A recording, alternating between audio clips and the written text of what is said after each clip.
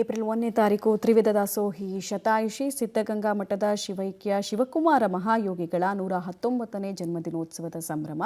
ಈ ಸಂಭ್ರಮದಲ್ಲಿ ರಾಷ್ಟ್ರಪತಿ ದ್ರೌಪದಿ ಮುರ್ಮು ಕೂಡ ಭಾಗಿಯಾಗಲಿದ್ದಾರೆ. ಹಾಗೆ ಈ ದಿನವನ್ನ ದಾಸೋಹದ ದಿನವನ್ನಾಗಿ ಘೋಷಿಸುವಂತೆ ಒತ್ತಾಯ ಕೇಳಿಬಂದಿದೆ. ಡೀಟೇಲ್ಸ್ ಇದೆ ನೋಡೋಣ.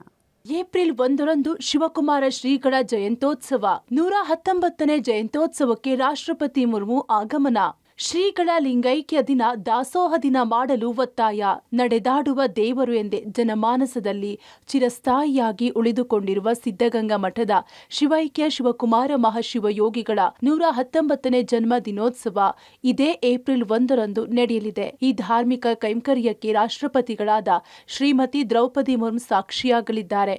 ಆ ದಿನ ಪ್ರಾತಃ ಕಾಲದಲ್ಲಿ ಶಿವಕುಮಾರ ಶ್ರೀಗಳ ಗದ್ದುಗೆಗೆ ವಿಶೇಷ ಪೂಜೆ ನಡೆಯಲಿದೆ.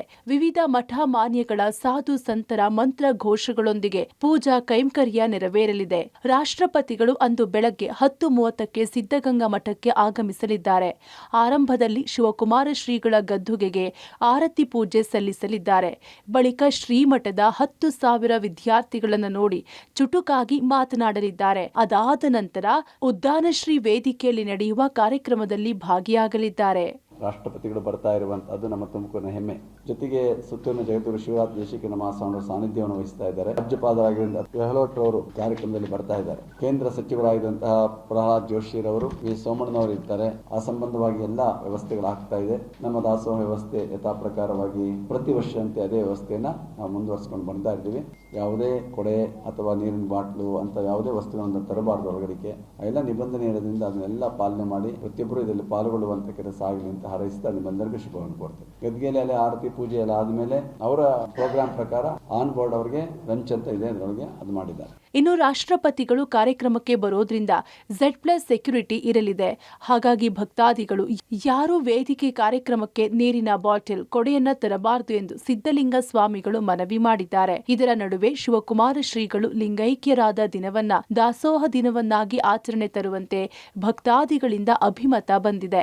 ಇದರಂತೆ ಕೇಂದ್ರ ಸಚಿವ ವಿ ಸೋಮಣ್ಣ ಸಿಎಂ ಸಿದ್ದರಾಮಯ್ಯಗೆ ಪತ್ರ ಬರೆದಿದ್ದಾರೆ. ಏಪ್ರಿಲ್ 1ರಂದು ಶಿವಕುಮಾರ ಶ್ರೀಗಳ ಜನ್ಮ ದಿನೋತ್ಸವದೊಂದೇ ದಾಸೋಹ ದಿನದ ಆಚರಣೆ ಬಗ್ಗೆ ಅಧಿಕೃತ ಆದೇಶ ಹೊರಡಿಸುವಂತೆ ಸಿಎಂಗೆ ಪತ್ರ ಬರೆದಿದ್ದಾರೆ. ಶಿವಕುಮಾರ ಮಹಾಶಿವಯೋಗಿಗಳು ಜನವರಿ 21ರಂದು ಲಿಂಗೈಕ್ಯರಾಗಿದ್ದು ಆ ದಿನವನ್ನ ದಾಸೋಹ ದಿನ ಎಂದು ಆಚರಣೆ ಮಾಡಲಾಗುವುದು ಎಂದು ಅಂದಿನ ಬೊಮ್ಮಾಯಿ ಸರ್ಕಾರ ಘೋಷಣೆ ಮಾಡಿತ್ತು. ಅದು ಈವರೆಗೂ ಕಾರ್ಯರೂಪಕ್ಕೆ ಬಂದಿರಲಿಲ್ಲ. ನಾನು ದಾಸೋಹ ದಿನವನ್ನ ನಾವು ಈಗಾಗಲೇ ಮಾಡಬೇಕು ಅಂತ ಹೇಳಿದ್ವಿ. ನಮ್ಮ ರಾಜ್ಯದ ಮುಖ್ಯಮಂತ್ರಿಗಳು ಸನ್ಮಾನ್ಯ ಸಿದ್ದರಾಮಯ್ಯ ಸಾಹೇಬರಿಗೆ ಪತ್ರ ಬರೀತೀನಿ. ಸಾಧ್ಯವಾದರೆ 1ನೇ ತಾರೀಕು ಒಳಗಡೆ ಅದನ್ನು ಗೆಜೆಟ್ ನೋಟಿಫಿಕೇಶನ್ ಮಾಡಿ. ಇದು ಒಂದು ಪುಣ್ಯದ ಕೆಲಸ. ಈ ಪುಣ್ಯದ ಕೆಲಸಕ್ಕೆ ನೀವು ಕೂಡ ಕಾರಣರಾಗಿ ಅನ್ನೋ ಮನವಿಯನ್ನ ನನ್ನ ತಕ್ಷಣವೇ ಮಾಡೋದಕ್ಕೆ ಇಚ್ಛೆ. ಒಟ್ಟಾರೆ ವಿದ್ಯಾರ್ಥಿಗಳಿಗೆ ಪರೀಕ್ಷೆ ಇರೋದ್ರಿಂದ ಸ್ವಲ್ಪ ಚುಟುಕಾಗಿ ಕಾರ್ಯಕ್ರಮ ಮಾಡಲು ಶ್ರೀಮಠ ನಿರ್ಧರಿಸಿದೆ. ಆದಾಗ್ಯೂ 1 ಲಕ್ಷಕ್ಕೂ ಹೆಚ್ಚು ಭಕ್ತಾದಿಗಳು ಬರುವ ನಿರೀಕ್ಷೆ ಇದೆ. Manjunath Talamakki, public TV, Tumakuru.